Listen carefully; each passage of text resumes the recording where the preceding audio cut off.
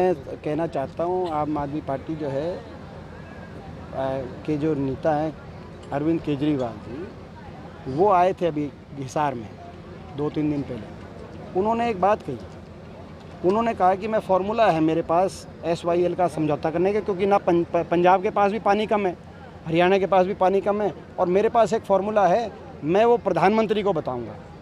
मैं इस बात से पूर्णतः असहमत हूँ जो उन्होंने कहा है। पहली बात तो वो कैसा फैसला कर सकते हैं कि पंजाब में पानी कम है? सुप्रीम कोर्ट फैसला करे, और सुप्रीम कोर्ट ने अंतिम निर्णय दिया है कि पंजाब के पास सरप्लस पानी है और हरियाणा के पास पानी कम है। दो भाइयों के पानी की लड़ाई होती है तो कोर्ट फैसला करता है। सुप्रीम कोर्ट ने अंतिम निर्णय जब दे दिया कि पंजाब के पास सरप्लस पानी है, तो केजरीवाल जी कौन होते हैं कहने वाले कि वे पंजाब के पास भी नहीं है, हरियाणा के पास? पहली बात। दूसरी बात, पंजाब के चुनाव में उन्होंने कहा था मैं SYL के खिलाफ हूँ और पहला हक पंजाब के पानी का बनता है। ये केजरीवाल जी के पंजाब चुनाव के का भाषण है। पंजाब में तो वो सार्वजनिक तौर पर ये कहते हैं, हरियाणा में कहते हैं कि मैं गोपनीय रूप से प्रधानमंत्री को बताऊंगा। क्यों भाई? हरियाणा के लोगों को भी सार्वजनिक बताओ क्या फार्मूला है पानी की कमी दूर करने का, कोई फार्मूला आपके पास है? अगर हम भी ये कहें, जो पंजाब में वो कह रहे थे कि पहला हक पंजाब का है SYL के खिलाफ, हरियाणा वाले कहते हैं पहला हक हरियाणा का है, दिल्ली में पानी नहीं जाने देते, तो क्या होगा? तो केजरीवाल जी बराए मेहरबानी लोग मूर्ख ना समझें।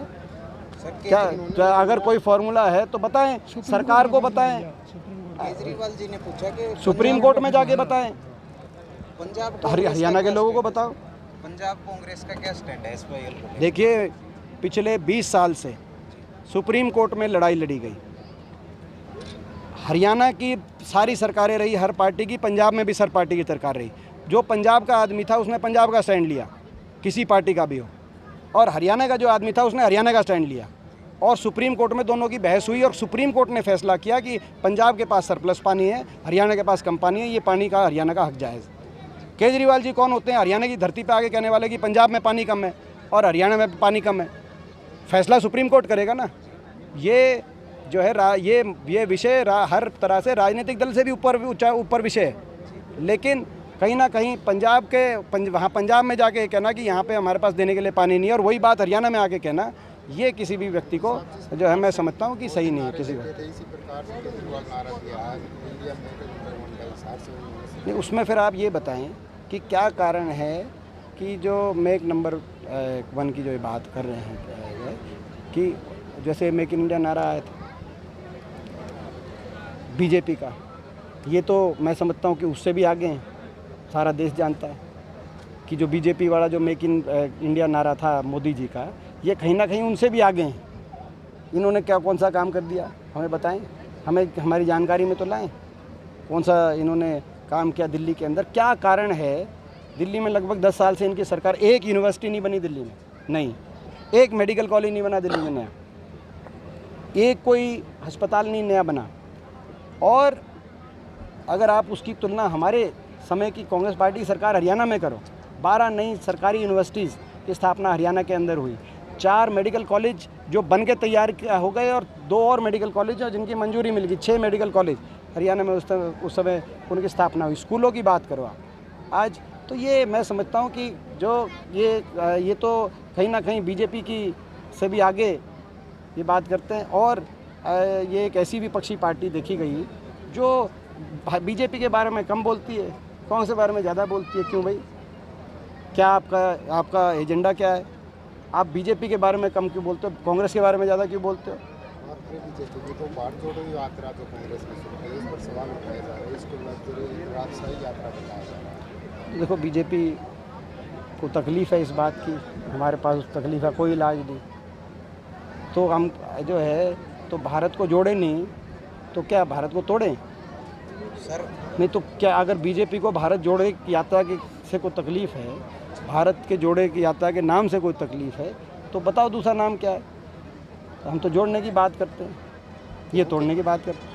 सर चर्चाएं हैं कि INLD और JJP फिर से एक हो सकती है। ये भी जो मैंने अभी कहा कि ये कहीं ना कहीं आज प्रदेश में जो कांग्रेस पार्टी का धरातल पे जो कांग्रेस पार्टी के ग्राफ में इजाफा हुआ है, पिछले 1.5-2 महीने में 12 पूर्व विधायक कांग्रेस पार्टी में शामिल हुए हैं, जिसमें चाहे वो प्रोफेसर रामभगत शर्मा जी यहाँ बैठे थे, चाहे वो रामनिवास घोड़ेला जी बैठे थे, चाहे नरेश सेलवाल जी बैठे थे, पूरे प्रदेश के अंदर 12 पूर्व विधायक और दर्जनों बहुत सीनियर पदाधिकारी अलग अलग दलों से कांग्रेस पार्टी में शामिल हुए, जबकि कोई इलेक्शन नहीं है।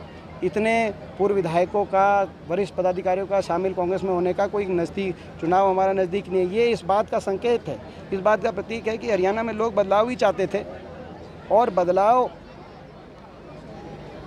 कांग्रेस पार्टी की तरफ आशा भरी नज़र से लोग, हरियाणा के लोग देख रहे हैं। चौधरी भूपेंद्र सिंह हुड्डा जी के नेतृत्व की तरफ आशा भरी नज़र से देख रहे हैं और इसीलिए लोग, हमारा काफिला बढ़ रहा है और इसीलिए ये बातें आ रही हैं कि ये पार्टी आपस में मिलेंगी, वो पार्टी आपस में मिलेंगी। अब आपसे ही मैं सवाल पूछना आता हूँ, आप हिसार लोकसभा क्षेत्र की बात करें, हिसार लोकसभा क्षेत्र में अधिकतर सीट पे भाजपा को हराने का काम हुआ था। कहीं से दुष्यंत चौटाला जीते थे जेजेपी, तो कहीं से कुलदीप बिश्नोई जीते थे। आज अगर भाजपा ने उनको काबू कर लिया है, क्योंकि सबको पता है भाजपा दो तरह से काबू करती है, या तो केसों का डर दिखा के या प्रलोभन दे के। वो तो ये बताएंगे कि प्रलोभन से गए कि डर से गए, लेकिन अगर उनको भाजपा ने काबू कर लिया तो मगर लोग तो वहीं खड़े हैं। विधायक बिकाऊ हो सकते हैं, पार्टियां विधायक बिकाऊ हो सकती है, पार्टियों का समर्थन बिकाऊ हो सकता है, मगर जनता टिकाऊ है। ये चले गए तो इसका मतलब नहीं कि उन्होंने हिसार लोकसभा क्षेत्र के लोगों को ले लिया, वो वहीं खड़े हैं, भाजपा शासन के खिलाफ खड़े हैं। पिछली बार भी खिलाफ जनादेश दिया था और अगली बार तो कसर नहीं छोड़ेंगे। ये मैं आप लोगों को कहना चाहता हूँ। चुनाव में जो है सभी